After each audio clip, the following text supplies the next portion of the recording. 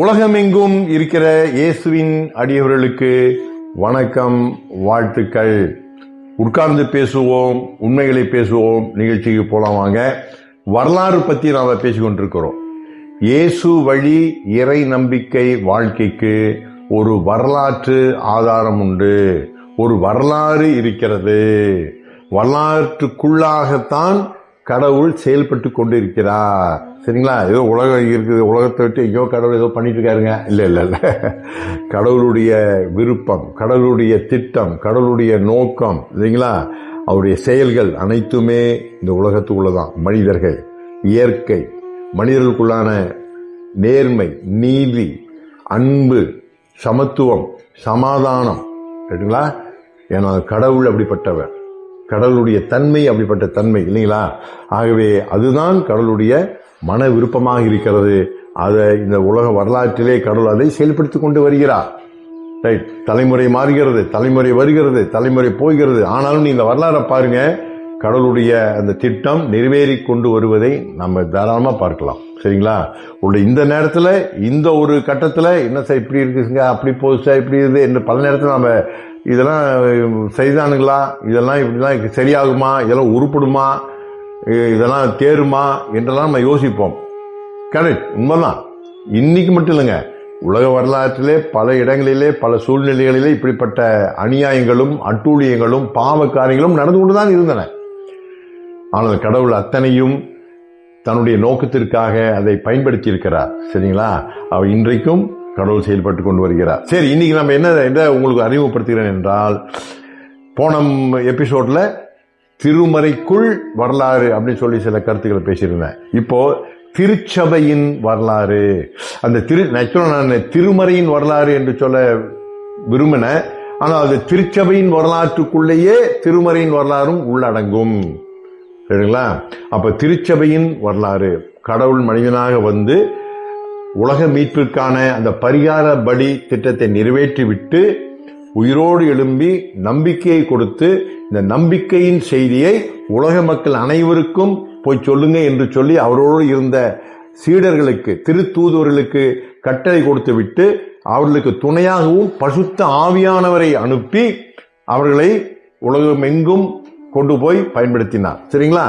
இந்த செய்தியை கேட்ட அநேக மக்கள் மனமாற்றம் அடைந்து இயேசுவிடம் தங்களை ஒப்பு கொடுத்தார்கள். இப்படிதாங்க திருச்சபை உருவானது. அவை திருச்சபை என்பது என்ன? இயேசுவின் அன்பை, இயேசுவின் இந்த பேருண்மையை அல்லது கடவுளுடைய இந்த மீட்பை திட்டத்துல தங்களையும் இணைத்து கொண்டவர்கள். ஆமா, இது உண்மைதான், இப்படிப்பட்ட ஒரு கடவுள் தான், இப்படிப்பட்ட ஒரு வாழ்க்கை உண்மை, இப்படிப்பட்ட ஒரு செய்தி தான் எனக்கு மிகுந்த திருப்தி தருகிறது, நிறைவை தருகிறது. ரைட்டுங்களா? மத சடங்குகளோ மத வழிபாடுகளோ அதுவோ இல்ல.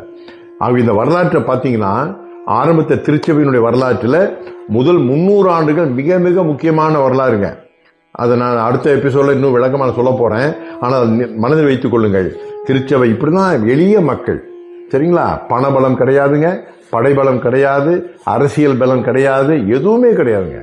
அவங்க நம்பினதெல்லாம் ஒன்றுதான், எங்கள் ஆண்டவர் இயேசு உயிரோடு இருக்கிறார், எங்கள் ஆண்டவர் இயேசு நன்மை செய்து கொண்டிருக்கிறார், உலக மக்களின் நன்மைக்காக அவர் ஒரு மாபெரும் திட்டத்தை வைத்திருக்கிறார், அவரே பேரரசர், உலகத்தை ஆளுகின்ற மாபெரும் அரசர், மன்னர். சரிங்களா? இது உலக பார்வையிலே இருக்கின்ற அரசியலோ அல்லது அரசாங்கமோ ராஜ்யமோ கிடையாதுங்க. இது ஒரு விண்ணரசு, விண்ணரசின் ஒரு உண்மை இந்த உலகத்திலே பெற்றுக்கொண்ட மக்கள் திருச்சபை.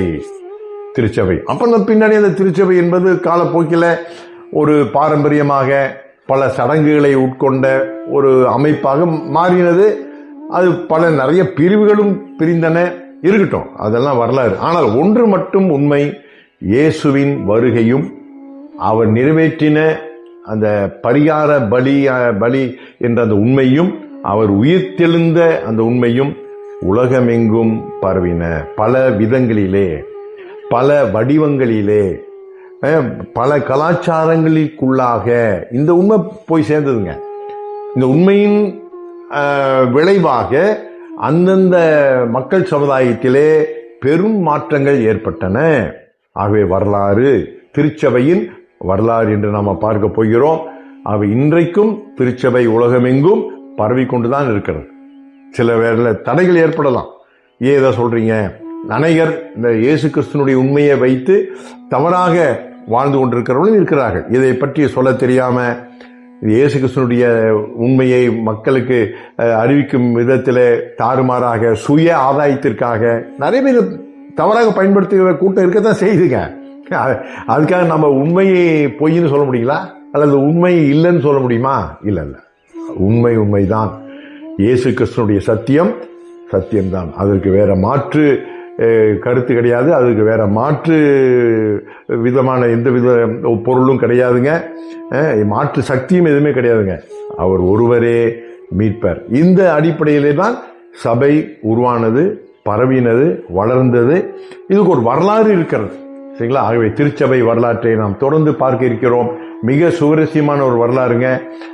குறிப்பாக இந்த நாட்களில் நான் பல இடத்துல சொல்வது, முதல் 300 ஆண்டுகள் திருச்சபைக்கு என்ன நடந்தது, திருச்சபை எப்படி இயேசுவினுடைய சாட்சியாக, சான்றாக அது வாழ்ந்தது என்பதை பார்க்கலாம். வணக்கம், வாழ்த்துக்கள்.